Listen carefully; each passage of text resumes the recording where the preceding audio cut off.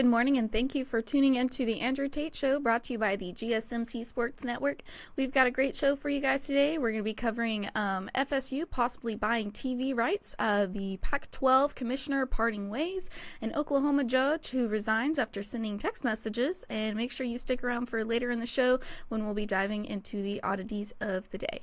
Before we start, I'd like to ask that you guys like and follow the show. We get a number of questions from the viewers that come in during the show, so to ensure that your question gets read on the air, I ask that you use the tips and donation link with your question. The tips and donation link is streamelements.com/gsmcsportsnetwork./tip. This puts your question at the top of the list so that I can see it, and it also just really helps the show. Hello, Tate. How are you? Hello, Faith. Okay, I'm chopping at the bit to tell a quick story. Okay. We're running late because Faith has been making me laugh so hard over here that we are late with our show. Sometimes we just chit chat in the morning before the show, so it's okay. This is where the blooper reel would come into play. Not necessarily the outtakes, not necessarily bloopers, but man, Faith had me rolling over here today. So, how was your day yesterday? Boring. My day was good, but boring. We were talking about this before the show. I work a lot of hours, so I was here until about 9 o'clock last night. But it sounds really bad when you say you work from 8 a.m. to 9 p.m. But when I live 100 yards from the ocean, so whenever it's like, okay, I'm in this office too long, I just take a trip down to the ocean and hang out at the beach for a few minutes and then come back. So it's not as torturous. Yeah, it's like a nice little reset. You still got me smiling, Faith, over here. You still got me laughing. All right. What about you? Anything exciting? I had a lovely evening with my parents. My parents were in town. Oh, that's right. I had a lovely evening. Me, my boyfriend, and my parents went out to dinner. And then we went back to their hotel and caught up with them a little bit. My dad and my boyfriend went in. My dad's like a big cigar fanatic. He loves cigars, and so him and my boyfriend went out and smoked a cigar together, and me and my mom got a drink and sat and talked for about an hour and a half. It was lovely. I haven't seen my parents since Christmas, so it was great to catch up. See, I'm picturing Daddy Faith on the porch with a big old stogie with his feet up, just relaxing. That's what I'm picturing here. That's about it, yeah. I'm gonna call him Daddy Faith. Daddy Faith. Okay, I live vicariously through you sometimes. Talk to me. Sometimes I miss that American food. What did you order? Where did you go? Anything exciting? So we went to a local restaurant where I live. It's like a staple, and they don't take reservations, so you have to get there really early to get in. And I had never gone before, and I was like, I have to eat at this restaurant before I move somewhere else.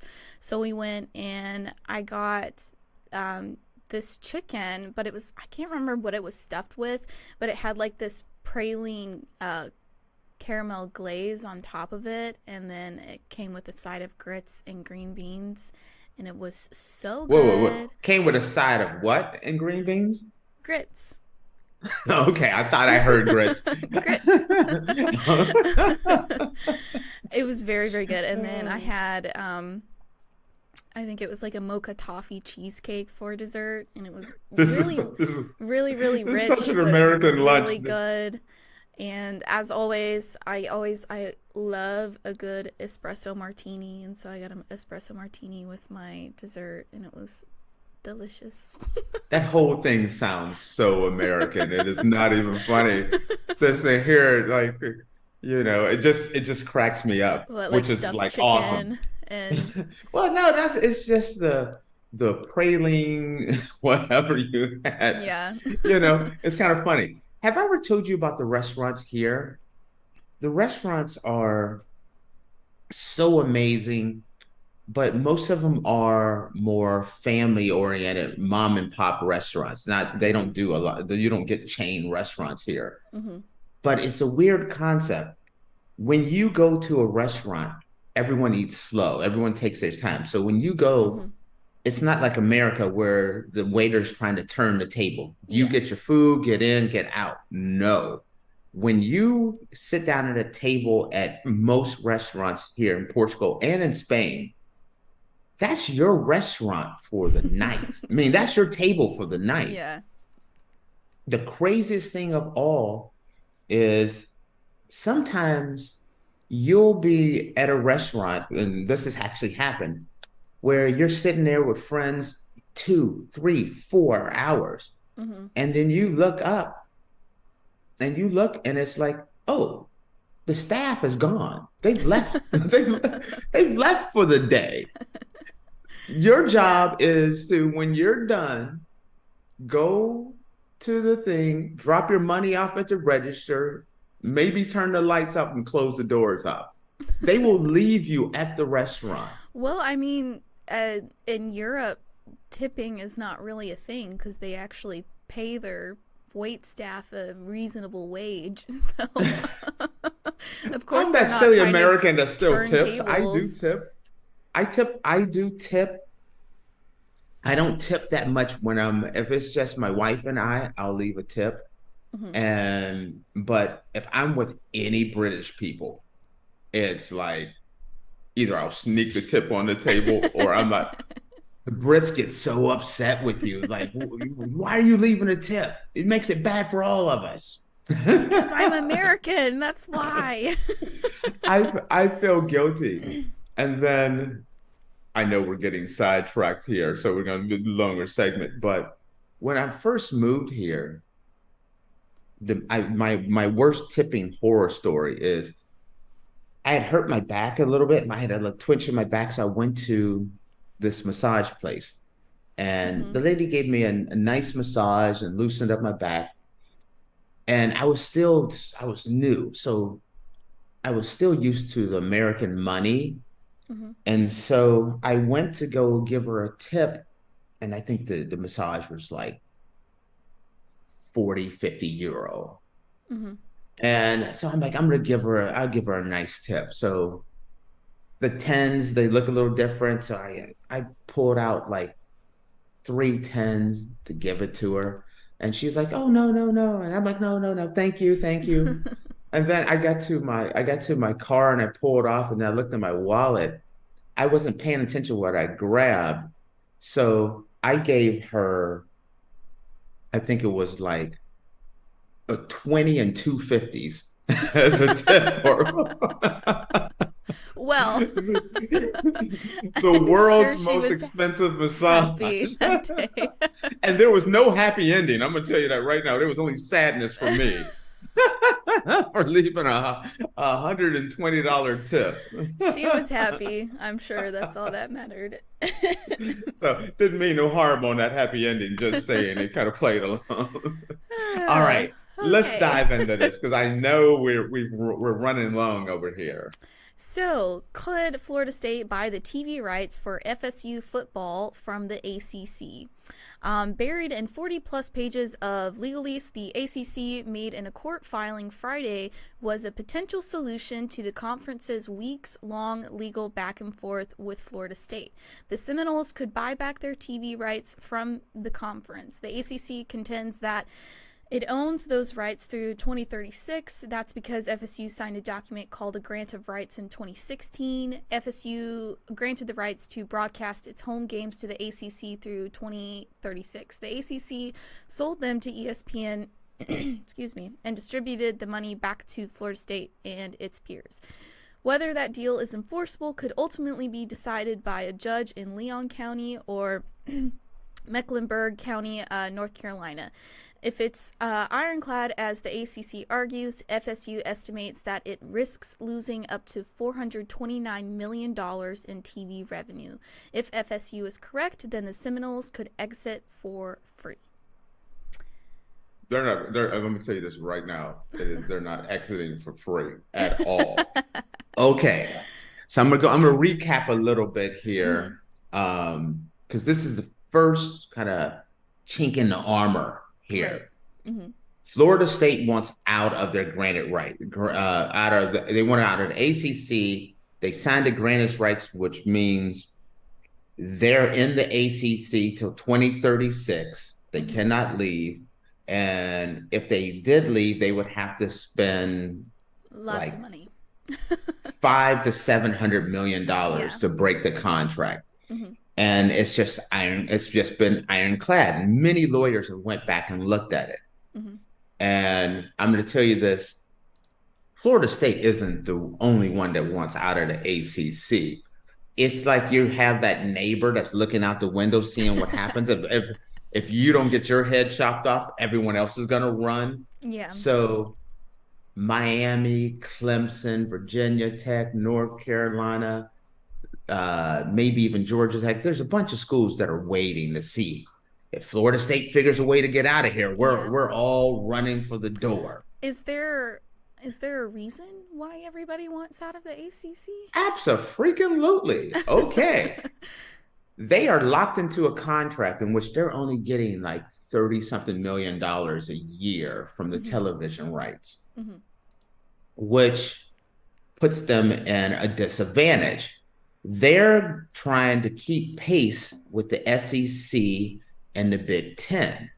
If you're only getting $30-something million and you're locked into $30-something million until 2036, where the Big Ten is looking at getting right around $100 million per year per school, and the SEC is looking at about $70-something million a year per team per year, could be with some other things closer to $80 million per year for the SEC.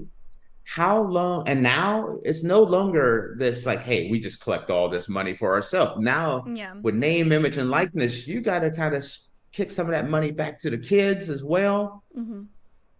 How long can the ACC keep pace with the Big Ten and the SEC? Not long when you're talking about keeping facilities and all of that up to date. So, and then not to mention Florida State went undefeated and then didn't even make the college football playoffs. And they believe it's because they were in the ACC, where if they could break their granted rights and they can get out of the ACC and maybe go to the SEC or the Big Ten. Well, just look at my numbers I gave you. And my numbers are 100% right because I haven't read all the paperwork. But from everything I've been seeing, the Big Ten and we'll get about $100 million right now, about 90, but as the years go on, $100 million per school. The SEC is getting between 70 and 80 million per school. The reason why is, let's say they're able to do what they're saying here, which is buy their rights back. Let's say they pay the $150 million to break the contract, and they pay the $30 million a year to get out of this contract. So let's say they negotiated down so they pay $500 million, $500 million. Okay, that sounds crazy. They're going to pay $500 million to get out of this. But you look at the fact that the Big Ten is getting $100 million per year per school. You look at the time frame, and not only that, by the time the Big Ten contract goes up and then they get another contract, which is going to be even bigger, maybe 120, 140 million, $150 million per team. So you pay that let's say $500 million to get out. It's kind of like what SMU is doing. They don't collect any money for 5 years, but on the back end, after that 5 years, they're getting $100 million plus per year. They'll make that money back, plus be in a bigger, stronger conference. I could definitely see the Florida State going to the SEC. I think it'd be a great fit for them. You would have the rival where you have the Florida State-Florida game every year. I think that would work really nice. And at that point, once those floodgates open, I say cancel Christmas on the ACC, because schools like Miami, Virginia Tech, North Carolina, those schools are going to run to either Big Ten or SEC. Would head to the SEC, but schools like Pitt and Syracuse, you could see them running to the Big 12. I don't really see a dance partner for a school like Boston College, but Pittsburgh and Syracuse, I could totally see them going to the Big 12. So there's a lot of money to be had. Mm-hmm. The problem is the ACC, they look bad right now. They look really bad and everyone wants out. But at the time the SEC signed this contract with ESPN, it was kind of groundbreaking. Not only are they're getting 30 something million a year, but they have it till 2036, meaning they don't have to go back and negotiate for years. Has to pay them this money. They thought they were kind of ahead of the game, but the game passed them up, meaning next thing you know, the SEC gets their contract, and the SEC is like, we're not going to take less than the ACC. No way. So they do their contract. And the Big Ten's like, hold my beer. Here you go. They're getting 100 million plus. And now ACC looks around and they're like, whoa, we're not even competitive with the two big conferences anymore. Yeah. It's Big Ten and SEC and everybody else. That's what kind of did in the Pac-12. The Pac-12 always looked at themselves on level with the Big Ten. And so they thought they were going to get a big contract, and they didn't get a contract at all, which made them fold.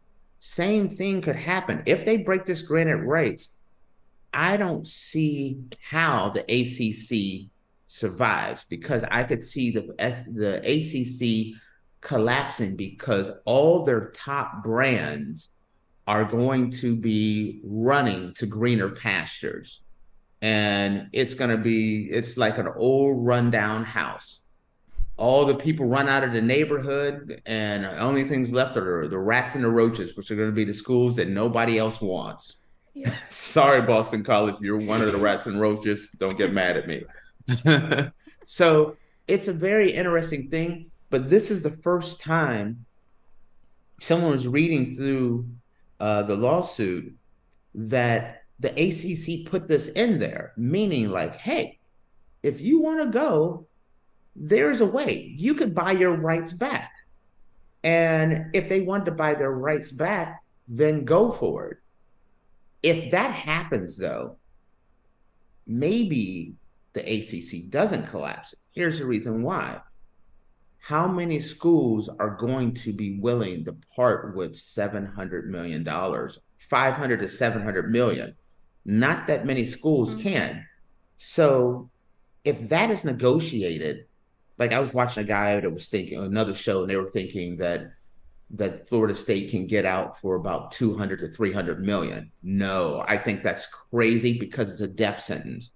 Because all the schools that can go to the SEC and the Big Ten would be happy to pay 200 or 300 million to get out of SEC.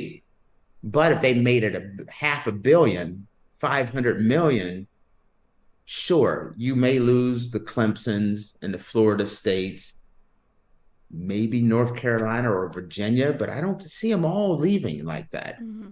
And so you could have a newer, a much weaker ACC school that can maybe merge with the Pac-12 or bring some other schools in and keep the ACC alive because of the buyout being so high. And think about, if these schools buy out for $500 million, what does that mean? Think about the money grab these schools that may not have the stronger football program, how much money they will inherit.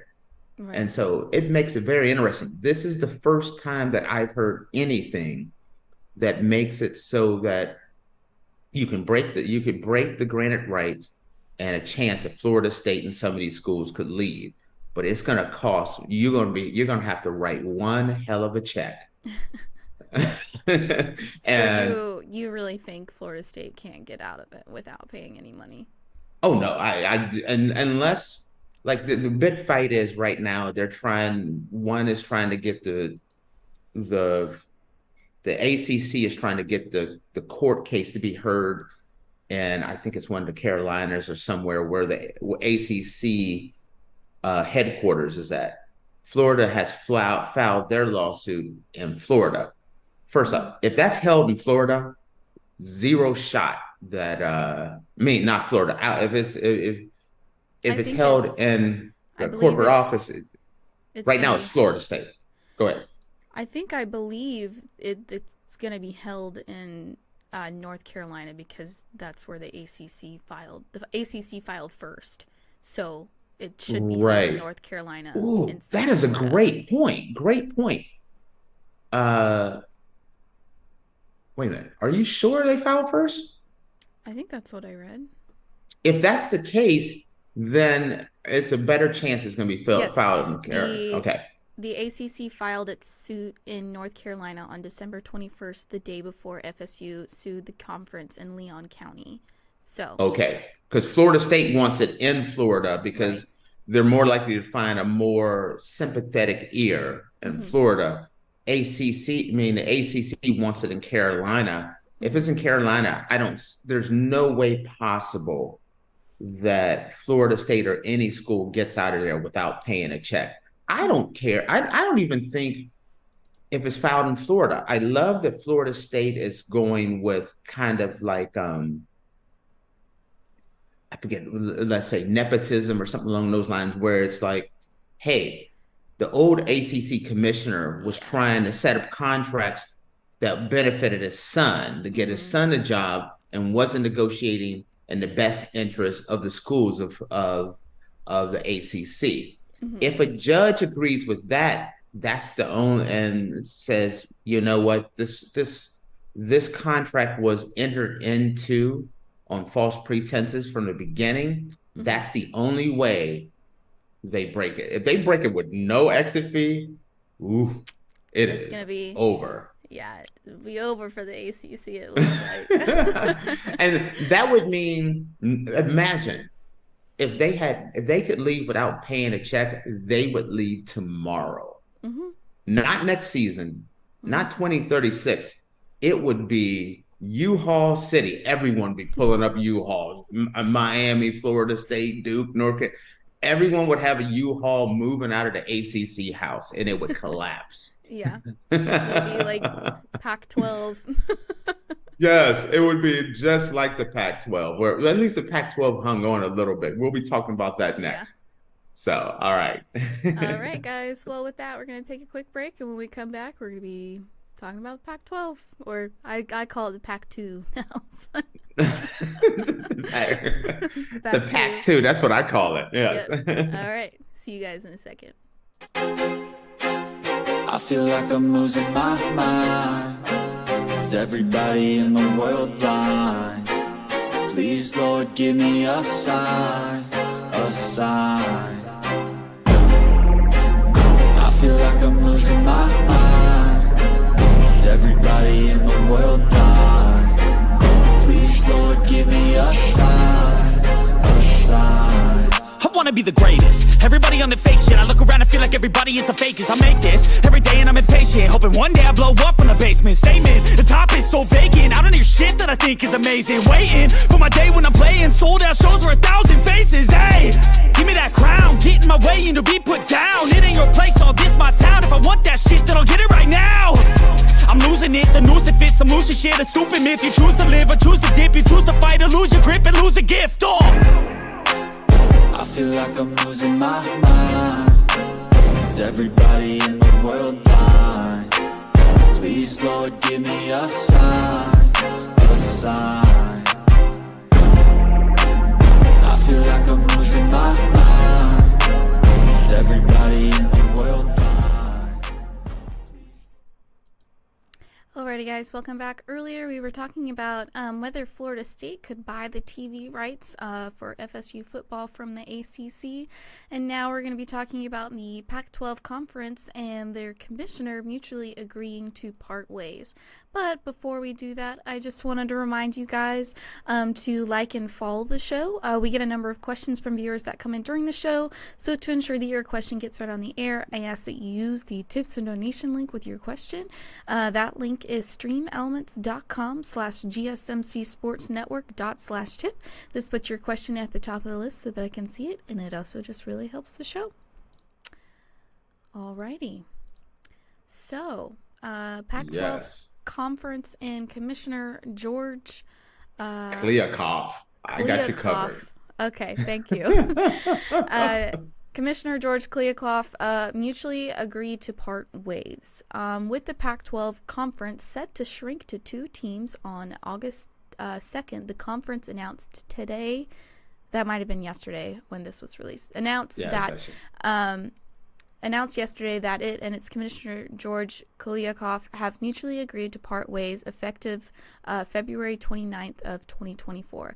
Kliavkoff's dismissal follows months of speculation and the failure to land a media deal that satisfied his member universities after USC and UCLA announced plans to lead the conference for the Big Ten in June of 2022.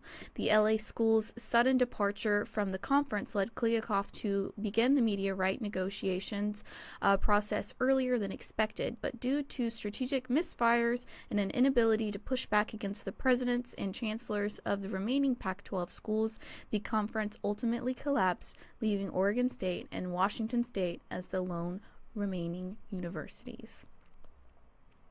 Okay, now I'm going to preface this as saying this is my opinion. Okay, this is my opinion. George Kliavkoff is the Grim Reaper of the Pac-12, and I think if you took all the Pac-12 members and you hooked them up to a lie detector test, and you said, who is the worst hire in the 100 years of the Pac-12, Pac-10, Pac-8, Pac-Man, it doesn't matter. Whatever you want. George Kliavkoff is the worst hire in Pac-12 history. 100 years, I'm saying the number one worst hire ever. I feel like he single-handedly destroyed the Conference of Champions. And that's what the Pac-12 was known as. Coming off, the Pac-12 fell apart in maybe one of their best years ever. Kliavkoff came in I think 2021, right? Yeah, I think it was 2020, 2021 when he came in. 2021. The Big 12 was on the verge of collapse. Oklahoma and Texas, their bell cows of the Big 12, had announced that they are leaving the Big 12 and going to the SEC. The SEC was on verge of collapse. These schools flocked to the Pac-12, begged to be a part of the Pac-12. And I can't remember the old commissioner and Kliavkoff. They took a very... Larry Scott was the... Larry Scott, yeah. They took the approach that they didn't need these schools. They didn't want these schools. Wouldn't even listen. Some of the schools offered for a smaller share, everything, but they wanted a landing spot. You look at the schools of the Big 12. The Pac-12 could have acquired the Big 12, gained a larger footprint and a lot more influence into college football. This is right before their television contract is up. They could acquire the Big 12, then negotiated their contract, and they would have gotten a contract on that SEC level, that $50, $60, $70 million per school. But the Pac-12 and Kliavkoff and them were like, nope, we don't want them, don't need them. So the Big 12 circled the wagons. They went out and got some of the group of five schools, Cincinnati and Central Florida and Houston, and brought these schools in so that they could still have a strong conference. And then they did something incredibly smart. They knew the Pac-12 was coming up on their television contract, and then then the Big 12's contract was next. They jumped ahead and negotiated a contract with ESPN. They didn't come in cocky or anything. They negotiated a brand new contract, got their schools a new contract. The ESPN didn't want to spend any more money. Next, you know, the Pac-12 doesn't have a television contract, doesn't have a television partner. CBS, Fox, ESPN, they're all out on the negotiations. And then George Kliavkoff is like, oh yeah, we have a great deal coming. We got a great deal. And these schools, the Pac-12 was trying to stay together. Yeah. The Pac-12 tried to stay together all the way to the very end. Kliavkoff is still telling them, oh yeah, the contract's coming. The contract's coming. And it's going to be bigger. It's going to be bigger than the Pac-12. What contract? Yeah, the contract. You're talking about my contract's coming, but not you guys. And so week after week, month after month, 1 year passed, going into the next year, and there's still no contract. Next thing you know, they're talking about streaming. They're talking about being on, you know, some of the smaller cable networks, everything. In the end, there was no contract at all. Yeah. So it got down to D-Day, and Colorado was the first one to be like, get me my hat and my coat. I am out. Yeah. And they ran. And once they ran, it was like, you know, no, actually the first two to run was actually USC and UCLA. Then Colorado left. Then the rest of the four corners, which was Arizona, Arizona State, Utah. Eventually, Oregon leaves with Washington, and they get to the Big Ten. And it leaves the four schools trying to figure out that was Cal, Stanford, Washington State, and Oregon State. And these guys are like, what happened? Kliavkoff is what happened. Yeah. They're sitting around. This guy kept promising contracts. These schools and universities tried to be very loyal to Kliavkoff and the Pac-12. In the end, those four schools were left with absolutely nothing.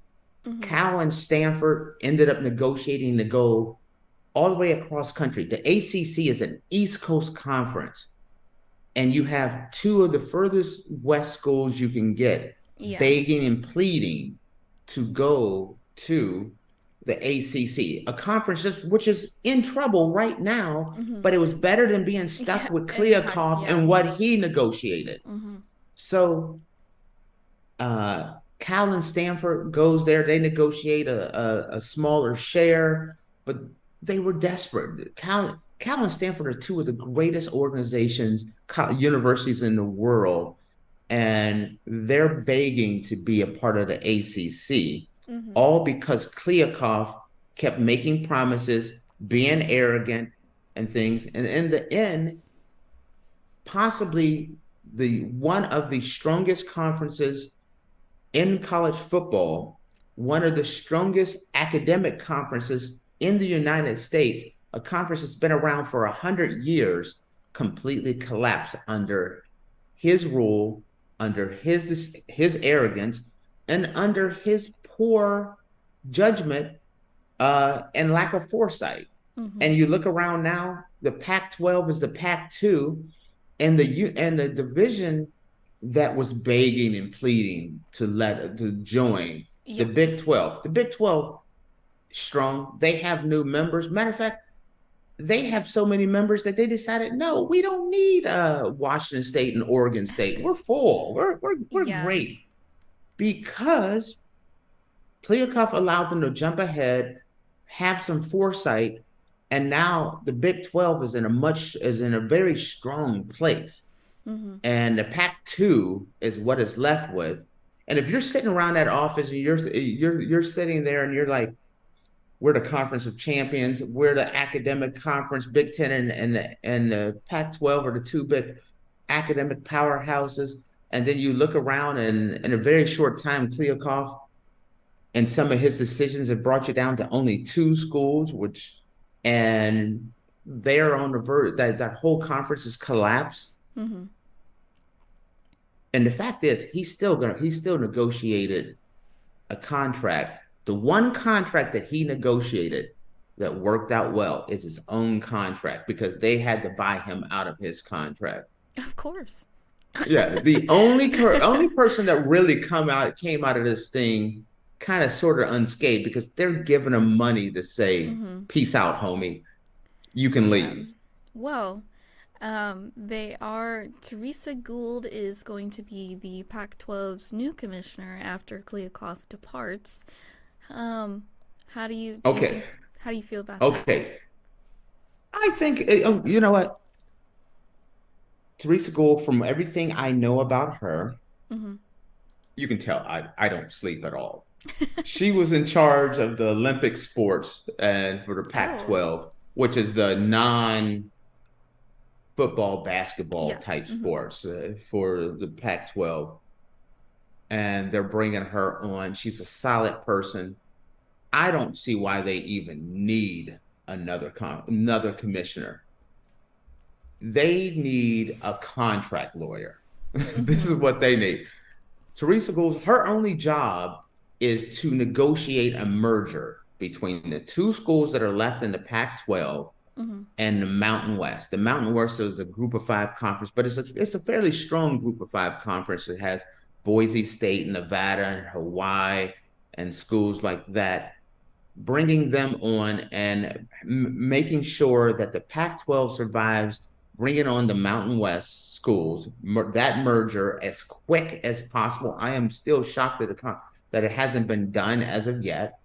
Bringing them together while also Washington State's commissioner still negotiating with the college football playoff on keeping the Pac-12 with a automatic bid into the Pac-12, into the college football playoff. That's all that's the only job that anyone has in the Pac-2. You notice I was doing this back and forth here. Pac-2. They have to keep a college football berth. They got to keep the ability to be recognized as a Power 5 conference, and they have to get that merger done. That's her only job. Yeah. And I'm going to tell you this, her job is not for long. If that merger happens, she will not survive being the commissioner of the Pac-12. She won't be even if the Pac-12 or Pac-12 combines with the Mountain West, she won't be the commissioner of the new organization. The Pac-12, the Mountain West's commissioner would be the one that would be in charge of the new organization, which would be the merger of the Mountain West and the Pac-12. Right. From everything I've heard, not to mention, they would be bringing over a lion's share of the schools. There's only 2 schools in the Pac-12. So that's kind of the way it goes there. But mainly, I feel like she's the traffic cop to bring on this merger, and also to keep the 2 schools in the college football playoff with a fair share, meaning like an automatic bid and a full share of the power of the college football playoffs would be what they need to negotiate. For you guys out there, that's crazy. They only have 2 schools. They're not getting an automatic bid. They're not getting a full share. Touche. What's good? For the contract for the college football playoffs, it has to be unanimous. And so right now, Washington State's chancellor is the Pac-12 vote. They have a vote in this. And if they didn't have a vote, this would already be over. The Pac-12, whatever you want to call it, would be already out. and down to a Power 5 level. But because the college football playoffs the voting on this has to be unanimous, that's the one thing they can hold on to. That's what this meeting, I think this meeting is this week sometime between the Pac-12 and college football playoffs. I think that is. But I'm surprised. And now that this is done, she needs to move fast. Merge with the Mountain West. Merge with the Mountain West incredibly fast, unless there's an outside shot that those two schools could come and be a part of the Big 12. But they have to negotiate that incredibly fast before it's too late. Mm-hmm. They have the right to be considered a Power 5 school for the next 2 years. This season coming up and next year. It's already been decided in the college football playoff. In order to get an automatic bid, a Power 5 school must have at least 8 schools. So they're going to have to move incredibly fast, merge together, and hope that they don't get shuffled out. So that's everything in a nutshell there. Yeah. And I'm going to tell you this from our last conversation in the last segment. The ACC and Florida State needs to pay very close attention to what happened with Kliavkoff and the Pac-12, because the whole saying, those who do not learn from history are doomed to repeat it. Mm-hmm. Well, it is repeating right now. If they don't figure out a way to either keep Florida State by hook or by crook, whether you want to be here or not, you're staying, or make it so painful for Florida State to leave that you give them the ability to leave, but they got to pay almost $1 billion, mm-hmm. which makes it impossible for these other schools to leave. Let Florida State go, but make it hard for everyone else, and then work hard to rebuild and strengthen the ACC. If not, if one of these judges rule, hey, Florida State's right, and you negotiated the television contract on false pretense, it's over. ACC will collapse. If they negotiate and they make it a small amount for the ACC to leave, the team from the ACC to leave, they are going to collapse, because they're going to end up just like the Pac-12. It's going to be the ACC 2, because or 2 or 3 or whatever it'll be. It's the same playbook. I just think the ACC commissioner is just making smarter decisions, preemptive. Hey, Florida State's trying to get out. We're going to sue them first. That's a commissioner with foresight. Whether you agree with the lawsuit or not, they're being proactive, not reactive. Mm-hmm. Kliavkoff went with more of the arrogance and then the reactive thing. Nothing. We're the Pac-12. We don't need anyone. And then something happens. Someone hits you over the head with a hammer. Now you want to react to it, but you're all dazed, and dazed and confused. And that's the way. That's the definition, I feel, of George Kliavkoff's tenure as Pac-12 commissioner.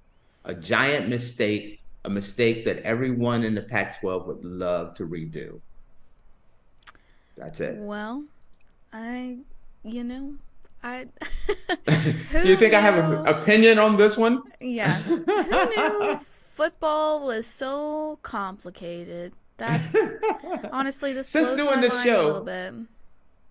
Since doing this show and learning all the stuff that's going on in college football, is it not mind-blowing? It is. It's very mind-blowing. Faith has been living in this Georgia Bulldog land where everything is bulldogs and roses. She did not realize, right? She didn't realize that that Rome was burning in the Pac-12 and the ACC. I still live in the Georgia Bulldog Wonderland, but... Oh, that is hilarious. I love it. All right, guys. Well, we're going to take a quick break, and when we come back, we're going to be talking about an Oklahoma judge who resigned after sending more than 500 texts during a trial. I want to hear what the texts are first. All right.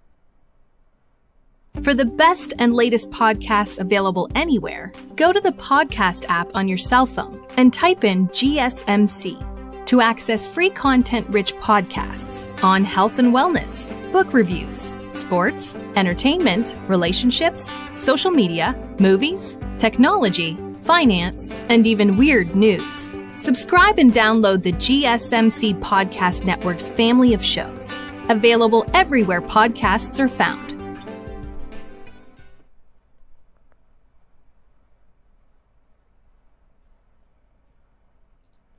Alrighty, guys, welcome back. Earlier, we were talking about Pac-12 and their commissioner mutually agreeing to part ways. And now we're going to be talking about an Oklahoma judge who sent more than 500 texts during a trial, and she resigned for that. She resigned. Okay. She resigned. Yes. He resigned or she resigned? She. Okay. She. Wow. I had it in my head already that it was a male judge. Okay, let's hear this. Okay, an Oklahoma judge agreed to step down Friday after she was caught sending hundreds of texts from the bench while overseeing an unalive trial in the unaliving of a 2-year-old boy, including messages that mocked prosecutors and were sprinkled with emojis. District Judge Tracy Soderstrom also agreed to not seek judicial office again in Oklahoma under a proposed settlement agreement filed with the Oklahoma Court on the Judiciary. She had faced removal from the bench over accusations that included gross neglect of duty, oppression in office, lack of proper temperament, and failure to supervise her office. Soderstrom had been scheduled to go on trial in a special court starting Monday. She stated in her resignation letter, "I promise to uphold the Constitution in a fair, even-handed, and efficient manner. I believe that I have done so. However, being human, I have also faltered." Oklahoma Supreme Court Chief Justice John Kane IV recommended Soderstrom be removed following an investigation that found she mocked prosecutors, laughed at the bailiff's comment about a prosecutor's genitals, praised the defense attorney. Sorry. Praised the defense attorney and called the prosecutor's key witness a liar. Security video published by the Oklahoman showed Soderstrom texting or messaging for minutes at a time during the jury selection, opening statements, and testimony during the trial in Chandler, about 45 miles outside of Oklahoma City. Soderstrom, who took office last year, voluntarily suspended herself in October. The judge's text during the trial on charge of the unaliving of his girlfriend's 2-year-old son included saying the prosecutor was sweating through his coat, according to Kane's petition. The text described the defense attorney as awesome and asked, "Can I clap for her?" during the defense attorney's opening arguments. In all, Soderstrom sent more than 500 texts to her bailiff. She also texted a laughing emoji icon to the bailiff, who had made a cross and demeaning reference to the prosecuting attorney's genitals, Kane wrote. So wait. Okay. I don't want to focus on my man's genitals right now. I got questions on this one. Yeah. I will go to his genitals in a second, but save the genitals for later. First off, this is a horrible, horrific trial as it is. Mm-hmm. So when you have a trial like this, mm-hmm. you expect the judge to take it incredibly serious. Absolutely. A child has lost their life. Mm-hmm. A judge should be. This is the definition of when a judge should bring their A game. Yes. This is when they should be focused on, figuring out what really happened. Not texting about someone's genitals. Yeah. Do you know what they were? What were texting about the genitals? It didn't say in the news story that I read, but I can do some further research for you. Okay, we don't need genital gate anyway. You can move on. But it sounded like, from what you were saying, she was kind of rooting for the defendant. Yeah. Like, that's what it sounds like. A judge is supposed to be impartial, down the middle, yes, undecided. Exactly. And she's texting, she's checking a dude out. She's talking, she's ripping the prosecution. She has a built-in biasness that is going on just from those texts. Yes. When you look at what she's saying about the text, she's bashing. You can tell he's lying, this and that. Oh no, you throw this trial out. No matter what happens in this particular. Oh, wait. There's a unique smile there, Faith. What did you come up with? It's just I'm looking at a story CNN did on it, and all right, add to it. Add some more to this. One of the texts from Soderstrom to the bailiffs cited in the petition read that the district attorney was sweating through his coat. In another, she commented, "Why does he have baby hands? They're so weird looking." The petition said, praising the defense attorney, the judge texted, "She's awesome. Can I clap for her?" She also texted the bailiff that a police officer who took the stand was pretty, adding, "I could look at him all day." She, in other messages, used an... Judge Tender over here. Called one video played to a witness boring, speculated whether one juror was wearing a wig, and opened the due to lack of DNA evidence against the defendant, there would be no way they get guilty on murder, according to the petition. This judge is horrible. Yeah. And, And you wonder why the appeal process is so important. When you have a judge like this, and there's so many times where there's people that have gone to jail because a judge has a built-in bias before it ever gets to the, you know what I mean? This is the definition of a built-in bias. A judge has to be impartial. She's checking out a police officer, trying to get the digits, calling them eye candy. There's no place for that. No, especially with this type of case. Yes. Yeah. This isn't. She even if it was like, I don't know, like a boring case, like divorce case or whatever, like, you still need to be like paying attention. You paid all that money to go to law school and to do all this to become a judge, to be able to decide, who goes to jail, who doesn't go to jail type of situation. You need to take each case very seriously. And if you don't want to do that, then don't become a judge. I don't.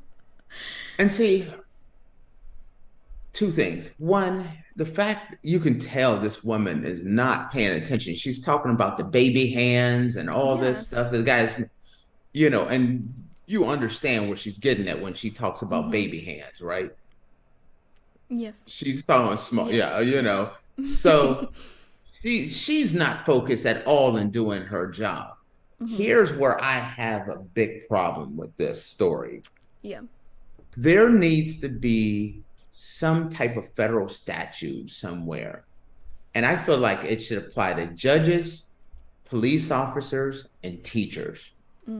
This federal statute, I would love to happen, because there has been numerous cases where teachers have been found to have done wrongdoing. Yes. Judges have been found to be done wrongdoing. Police officers, wrongdoing.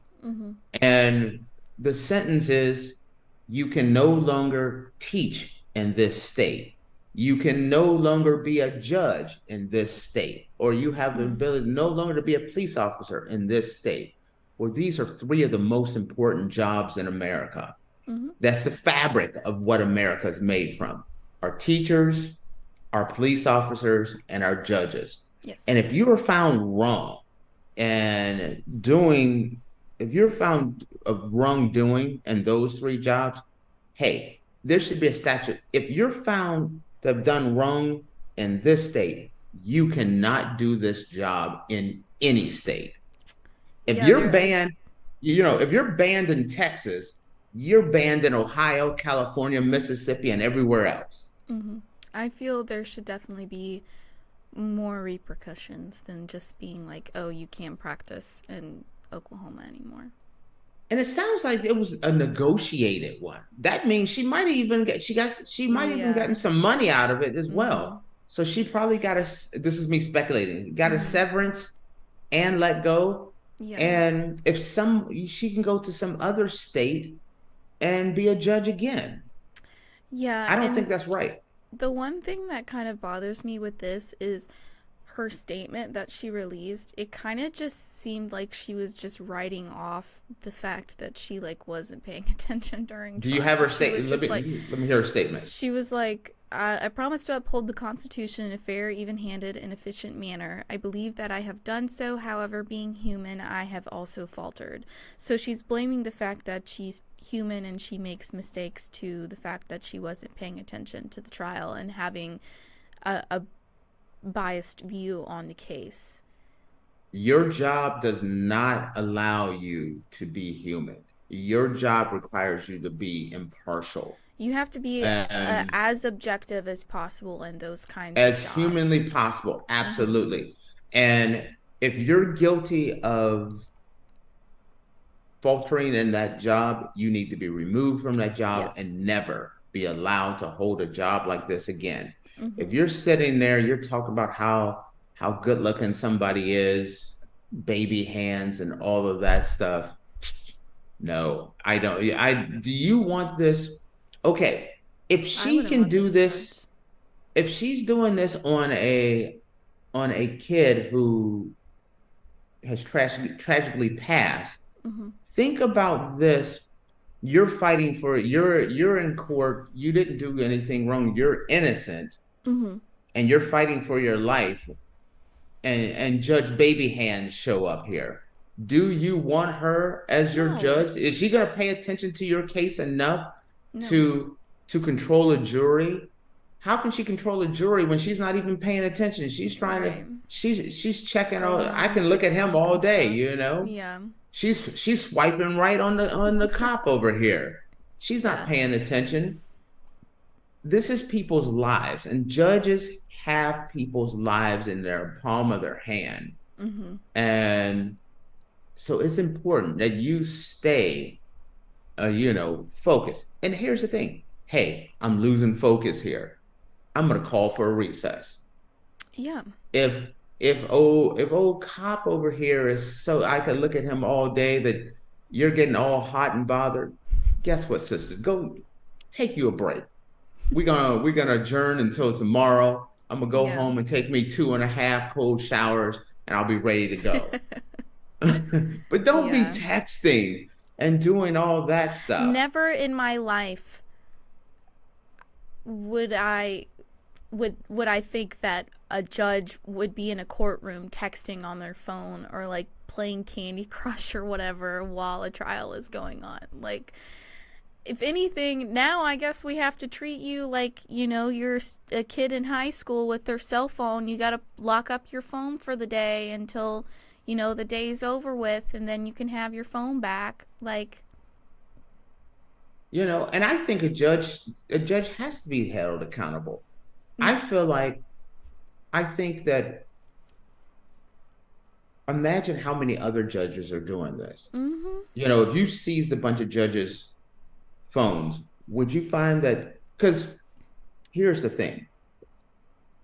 Well, I believe if you were doing this, Faith, I'm Judge Tate, and I'm like, hey, I send you a message, Faith. Okay, another trial, send you a message. You don't get to the point where you're sending out 500 messages. 500. That's right. Insane. 500 text messages. You don't get to the point that you're sending out 500 messages unless you've been texting during trials for an extended period of time that you feel comfortable doing this. Mm-hmm. So I would honestly say, if I had that judge, even if I was guilty as hell, I'm getting a lawyer and I'm calling for a mistrial. I want a new trial, or I want my charges thrown out, because she shows that she's not paying attention during trial. She has been busted of making 5%. That means she's been texting before. That shows a path of chronically texting during the trial and not paying attention. Anyone that has been charged should get a retrial or get their charges thrown out, which is unfortunate, because there's some guilty people that maybe should be in there. But the worry is maybe, hook 'em up judge over here is not paying attention, and maybe a couple people got put in jail wrongly. So no, my only issue with this whole case is that there's not a stiff enough sentence. Banned for life on ever being a judge, ever practicing law. I'm not just being a judge. Oh, Sir Text a lot. No, she can't even be a lawyer anymore. That's what I would say. Yeah, it's very unfortunate thing to happen. So, when I was reading this, I was like, oh, no way. That's insane. It's such a sensitive topic, though. This is not the trial where it was the guy from Pirates of the Caribbean and Johnny his Depp wife. and Amber Heard. Yes. Okay. I watched if you found out that judge was like, oh, baby hands, and ooh, this person, it'd be like, this thing is crazy enough that this was a crazy trial anyway. This is nuts. You get a pass. Yeah. But not this topic over here. Yeah. That's what I have to say on that one. Yeah, I guess, if you're a judge watching our show, stay off your phone. Wait a minute. Don't bring your phone. Leave your phone in chambers. You should not be bringing your phone at all. All right, guys. Well, with that, we're going to take a quick break. And when we come back, we're going to dive into our oddities of the day.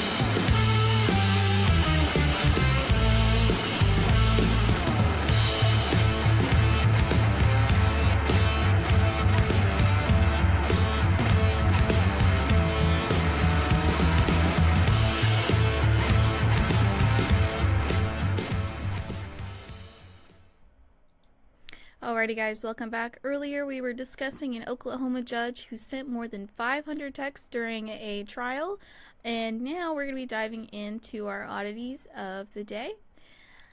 This one. Uh-oh.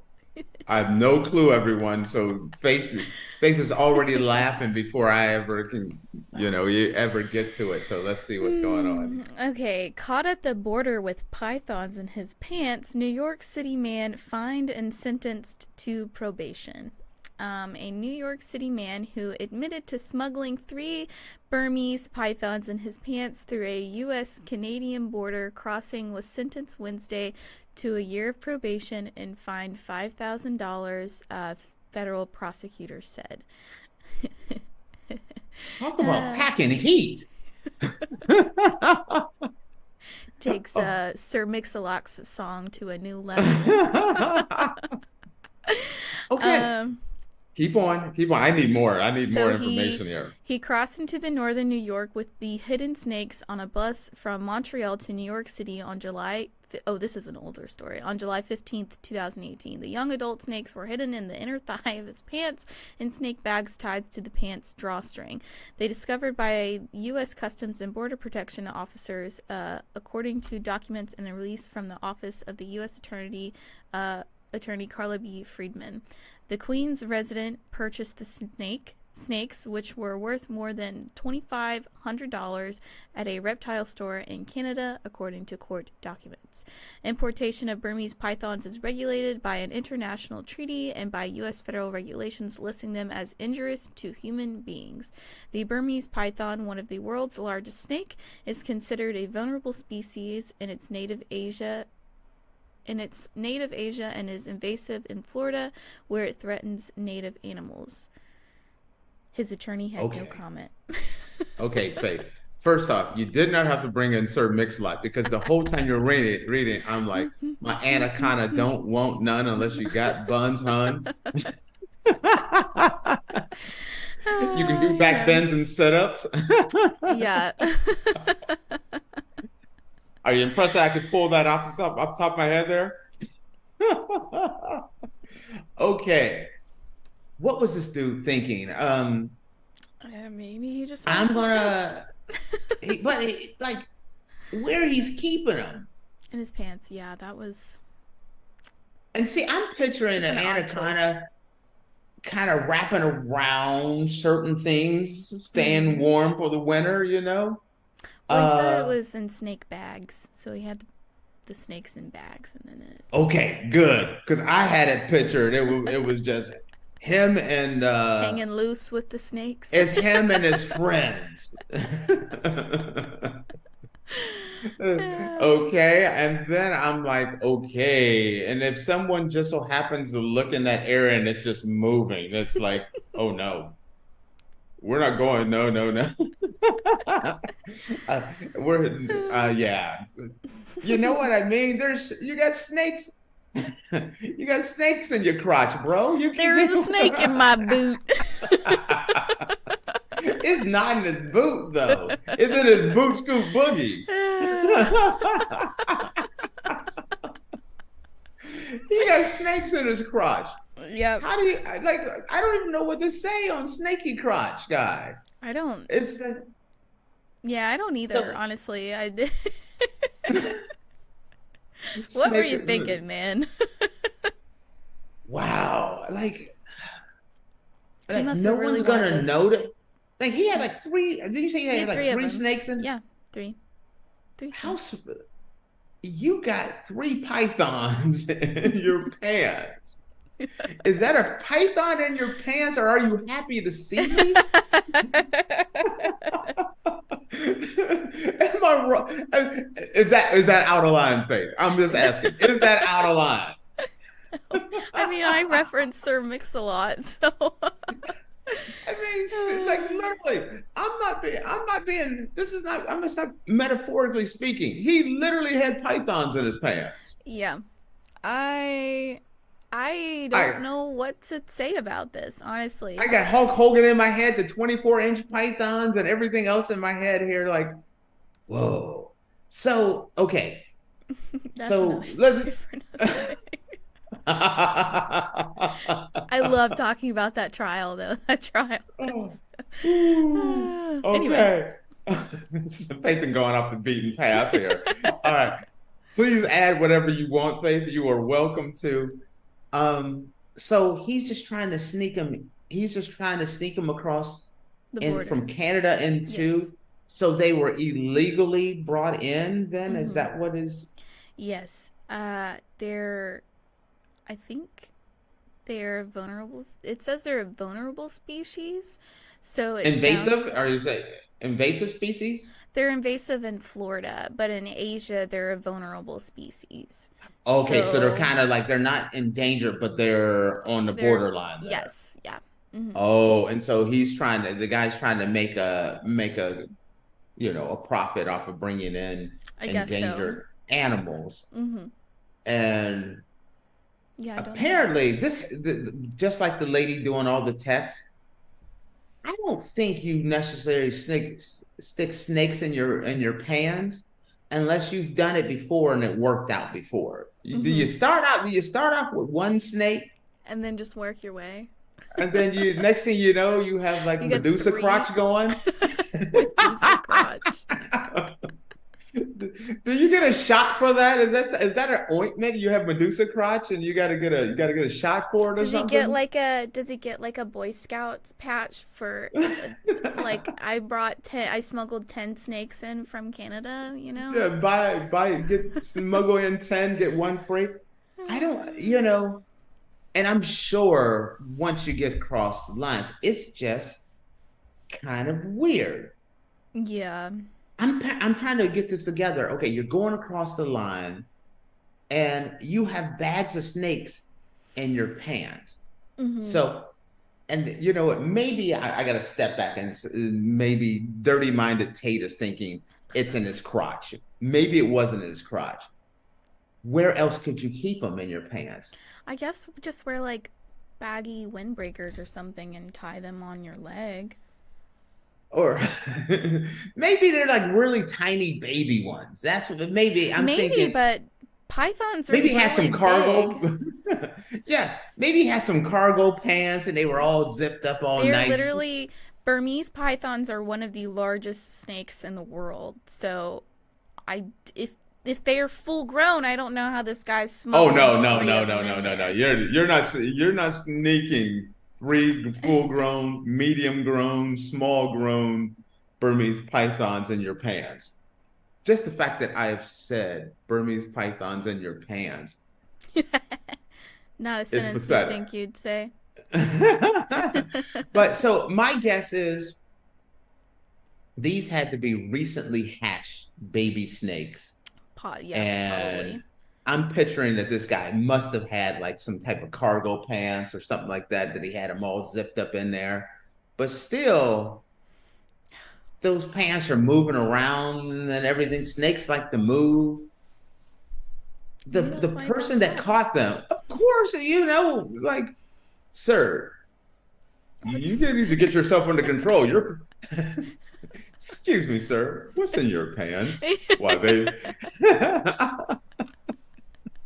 now I got Full Metal Jacket in my head. You have no clue what I'm talking about here about this. Nope.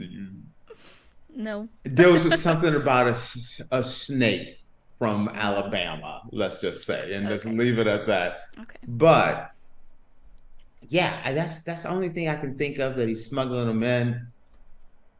It's kind of crazy in general when you start thinking about changing the subject just slightly to Florida.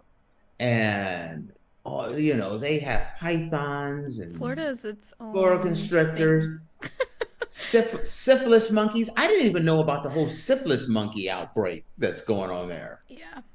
I mean, it is crazy. And Faith, it is coming to a theater near you. Believe it or not. Here's the reason why. I was watching a thing, and some of these animals are moving further and further north. Mm-hmm. Well, what's the next neighbor to Florida? Georgia. You telling me monkeys are gonna end up in Georgia? Listen, I got no evidence on this. I'm just saying all these animals, these crazy animals, the only closest area that has a climate close to Florida is Georgia. Only state that shares a border with Florida. They're not in a cage. Eventually, they're going to move north, and probably the furthest north they can get is Georgia. Well, maybe they'll stay in South Georgia. I live in North Georgia. And that's my theory. It's just kind of crazy how all these crazy animals are are being smuggled into America. Yeah. People are doing it. The risk is not out is less than the reward. Meaning, he smuggles in 3 snakes. He has to get paid a decent amount. Yes. Because absolutely. And like when you start like the tigers, the craziest thing of all. Changing the subject again slightly. Where is the largest population of tigers in the world? I would say Asia, right? So India, somewhere like that? Yeah, I think so. It's Texas.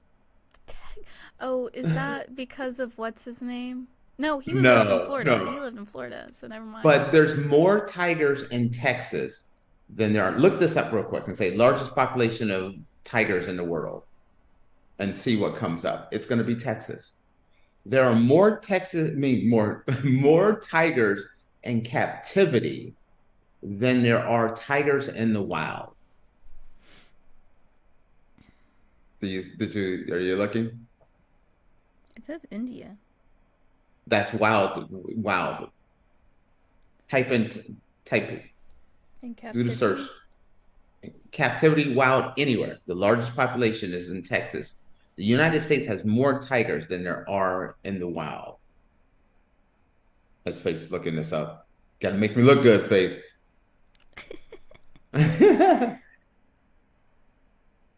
Oh, it says most tigers in the world live in captivity in the United States. It doesn't say Texas. Yes. Yeah, but it is Texas. And that is crazy. Because we are allowing so many animals to be smuggled in, and it has to get, the penalty has to be more. Yeah, he didn't get arrested though. That's what I was shocked about. They only fined him, and he's on a year of probation. He didn't go to jail. What? Yeah. How is that possible? You don't get arrested for that? I don't. Maybe it was his first offense. He knew somebody. I don't know. He knew somebody. Maybe during his trial, someone was texting and got a little confused. Yeah. But it's one of those things. I just sent you a link, Faith, and I just grabbed something kind of quick. But yes, it's crazy that there are so many tigers in the United States. Here's the one I was looking for here. It shouldn't. Well, second, and here. This is a little bit better one. What I'm doing, everyone, is I'm sending Faith links showing. Do the last one and read the title. Texas has large population. Oh, pet tigers across the state. Well, no, but it's still the most tigers in the world. When you take all the tigers in the world, majority of tigers are in Texas. That's crazy. Granted, they're not wild tigers. No. That would be a big problem in Texas. You would definitely have a big problem. Yeah. But in America, you can smuggle these things in and make a huge profit. You have to make the penalty a lot tougher. You can't get caught smuggling in endangered species and you only get probation. Yeah, and fined. He was fined $5,000. He was gonna make more than that off of his next batch of when he goes for 4 tigers in his pants. Not 4 tigers. No, not tigers in the pants. That's a whole different conversation. You got a tiger in your pants. That sounds like a Dr. Seuss book. 4 tigers in my pants. That's hilarious. Like walking in my pocket. Oh man, if you got 4 tigers in your pants, that is an issue. That's honestly, next level. I'd say I was pretty impressed if you could fit 4 tigers in your pants. But guys, with that, we're gonna close out the show. Thank you for Faith tuning was like, deuces, we're out. We're out. We gotta go. Thank you for tuning in to the Andrew Tate Show, presented by the GSMC Sports Network. Your support means a lot to us, so please remember to subscribe to the show and leave a positive review. It really does make a difference. We also invite you to follow us on Facebook, Twitter, TikTok, and Instagram for more content and updates. Thank you once again. Have a wonderful day, and we'll see you tomorrow. Peace.